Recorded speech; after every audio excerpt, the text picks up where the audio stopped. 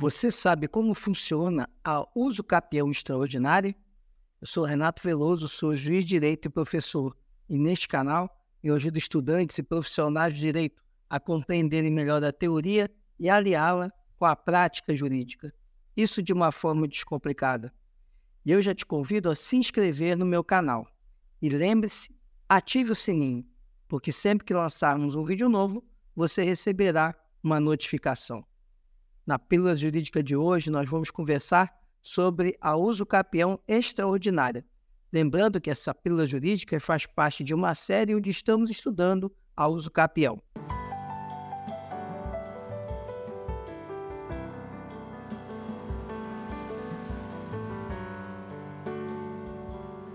A usucapião extraordinária ela está prevista no nosso Código Civil, no artigo 1238.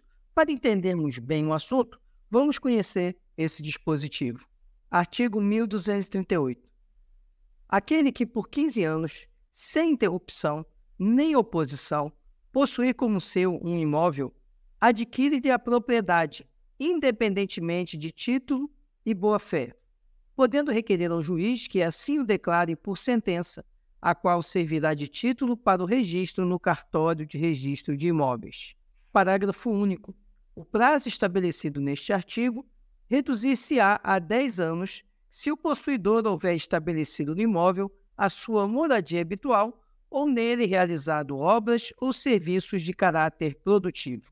O primeiro ponto que chama a atenção é o prazo da usucapião extraordinária, que é de 15 anos.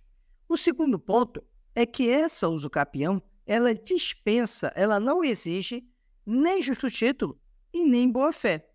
Ou seja, se o indivíduo ele exerce uma posse ad usucapione, ainda que ele saiba que aquele imóvel tem outro proprietário, esse será o caso de uma usucapião extraordinária. E essa usucapião ela só vai se consolidar no decurso do prazo de 15 anos do exercício dessa posse ad usucapione. Ou seja, para que se configure a usucapião extraordinária, a única coisa que é necessária é a posse com vontade de ser dono pelo prazo de 15 anos. Além disso, obviamente, o bem ele tem que ser passível de usucapião, ou seja, se for um bem público, não é possível a usucapião. Outro ponto interessante é o parágrafo único do 1238, que traz a chamada posse-trabalho, que é a situação em que o indivíduo, mesmo sem justo título e mesmo sem boa-fé, ele exerce a posse ad usucapione sobre um bem e essa posse ele exerce utilizando esse bem para a moradia ou então utilizando esse bem para uma atividade econômica. Por isso que ela é chamada de posse-trabalho. Se ele assim o faz, ele vai ter direito a adquirir o bem por usucapião no prazo de 10 anos. A posse-trabalho, portanto, dá o direito à usucapião extraordinária no prazo de 10 anos, ao invés da regra geral de usucapião extraordinária, que é 15 anos.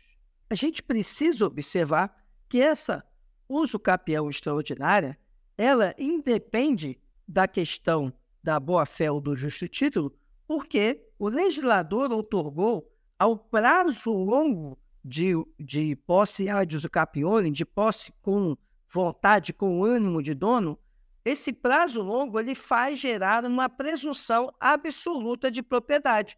Por isso que o indivíduo, mesmo sem justo título e sem boa-fé, ele adquire o imóvel, a propriedade do imóvel, pela usucapião extraordinária. Outro ponto importante para finalizar a nossa análise da usucapião extraordinária é apresentar o tema repetitivo 985 do STJ. Vamos conhecer esse importante posicionamento do STJ. Tema repetitivo 985. O reconhecimento da usucapião extraordinária, mediante o preenchimento dos requisitos específicos, não pode ser obstado em razão de a área usucapienda ser inferior ao módulo estabelecido em lei municipal. Essa decisão de tema repetitivo do STJ é importante nós compreendermos, porque ela acontece em muitas situações na vida prática. E o que quer dizer o STJ?